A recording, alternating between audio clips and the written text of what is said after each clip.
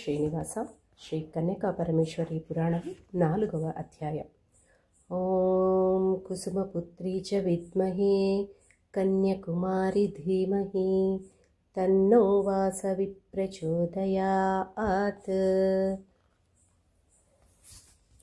ఆదిశేషుడు ధర్మనందనుడికి ధర్మోపదేశం చేయడం. సాలంకాయన మహర్షి, ఓ వైశ్యోత్తములారా, ఈ విధంగా ఆదిశేషుడు ధర్మనందనునికి చెప్పిన మంగళకరమైన వృత్తాంతాన్ని నేను మీకు వివరిస్తున్నాను. ఈ కథను భక్తి శ్రద్ధలతో వినండి. ఆదిశేషుడు ధర్మనందనునితో ఇలా చెప్పడం ప్రారంభించాడు.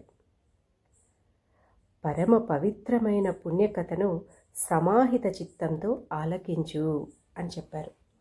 కృతయుగం 16,28,000 సంవత్సరాలు, అలాగే త్రేతాయుగం 12,88,000 సంవత్సరాలు, ద్వాపరయుగం 8,64,000 సంవత్సరాలు, అలాగే కలియుగం 4,32,000 సంవత్సరాలు అని మన మహర్షులు చెప్పారు. అలాగే ఈ 4 యుగాలు కలిస్తే ఒక మహాయుగం అవుతుంది. అయితే ఇలాంటి మహాయుగాలు 71 యుగాలు మహాయుగాలైతే ఒక మన్వంతరం అవుతుంది. అలాంటి మన్వంతరాలను ఇంద్రకల్ప అని అంటారు. 14 ఇంద్రకల్పాలు బ్రహ్మకు ఒక రోజు. అటువంటి 100 సంవత్సరాల పరిమితి బ్రహ్మకి ఆయుర్దాయ పరిమితి. దీన్నే బ్రహ్మకల్పం అంటాం. 100 బ్రహ్మకల్పాల తర్వాత దీర్ఘాయు మునీంద్రునికి ఒక్క రోజుతో సమానం. 27 కోట్ల మంది దీర్ఘాయు మునీంద్రులు గతిస్తే రోమశాక్య అనే మునికి ఒక వెంట్రుక రాలిపోతుందట.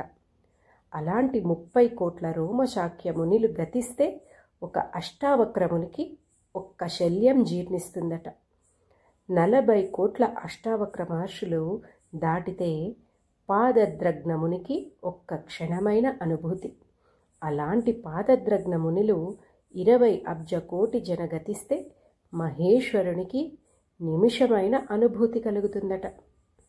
సర్వవ్యాప్తి, సూక్ష్మ, సర్వశక్తివంతుడు మరియు శాశ్వతమైన మహేశ్వరుడే మొదటి సృష్టికర్త మరియు రక్షకుడు.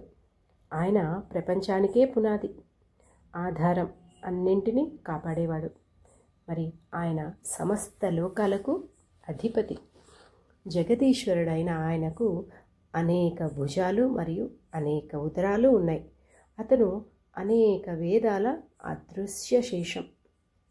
చెవులు లేకుండా వినగలడు, కళ్ళు లేకుండా చూడగలడు, కాళ్ళు లేకుండా నడవగలడు, అలాగే చేతులు లేకుండా పని చేయగలడు. తనకు తానే కారణమై ప్రపంచానికి మూలకారకుడైన యోగుల హృదయంలో ఎప్పుడూ ఆయన స్థిరపడి ఉంటాడు. అటువంటి పరమేశ్వరుడు సృష్టి ఆరంభంలో హంస రూపంలో సమస్త వేదాలను సృష్టించాడు. సమస్త లోకాలు అంతరించిపోయినా బ్రహ్మాది సమాప్తమైన తను మాత్రం ప్రకాశిస్తున్నాడు. సమస్త సముద్రాలు లేకపోయినా, ప్రపంచం చీకటితో కప్పబడి కదలికలు ఆగిపోయినా ఆ పరమేశ్వరుడు అంతటా వ్యాపించి గొప్ప తేజస్సుతో ఉన్నాడు. అతడు కల్పించిన మాయాజాలంలో మహాతత్వాన్ని సృష్టించాడు. తానే రజోగుణంలో బ్రహ్మ అయ్యాడు, సత్వగుణంలో విష్ణువు అయ్యాడు, తమస్సుతో శంకరుడయ్యాడు. ఆ పరమేశ్వరుడే రజోగుణం నుండి ఉద్భవించిన బ్రహ్మకు 4 వేదాలతో కూడిన ప్రపంచాన్ని సృష్టించే కళనిచ్చాడు. విలాస సంపన్నంతో కూడిన విష్ణువుకు ప్రపంచ రక్షణ మరియు చక్రాయుధాన్ని అందించాడు. ఈశ్వరునికి తమో గుణ త్రిశూలాన్ని, జగత్ సంహార శక్తిని ఇచ్చి ఆ పరమేశ్వరుడు తన నిజస్వరూపం నుంచి విముక్తుడయ్యాడు. అప్పుడు చతుర్ముఖ బ్రహ్మ లోకత్రయను సృష్టించి శివధ్యానంలో ముహూర్తకాలపు మహాయోగంలో ఉన్నారు. కేవలం శివస్మరణ నుండి బ్రహ్మ మనస్సుతో 2వ సూర్యునిలాగా అపరార్క ఉద్భవించాడు. దక్ష ప్రజాపతి ప్రాణవాయువు నుండి ఉద్భవించాడు. క్రతువు బ్రహ్మ యొక్క అపానం నుండి జన్మించాడు. వ్యానవాయ నుండి పులహుడు ఉద్భవించాడు.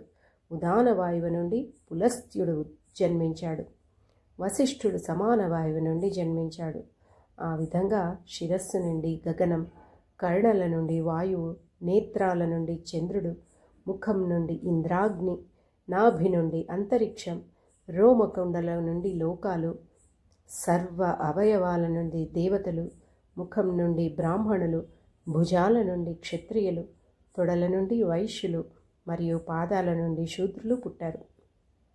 యక్షులు, రాక్షసులు, గంధర్వులు, అశ్విని వంటి 28 నక్షత్రాలు, సూర్యాది నవగ్రహాలు, సమస్త నక్షత్రాలు, 11 రుద్రులు, 8 వసువులు, 12 ఆదిత్యులు, 7 మాతృకలు, సముద్రాలు, పర్వతాలు, పక్షులు, నదులు, చెట్లు, కీటకాలు, జంతువులు, అడవులు, మృగాలు బ్రహ్మ నుండి సృష్టించబడ్డాయి.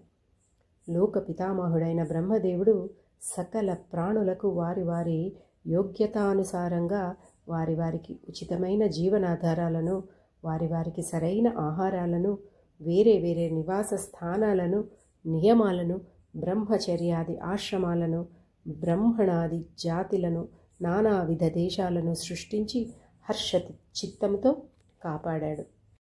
4వ అధ్యాయం సమాప్తం. ఓం శ్రీ వాసవాంబాయై నమః.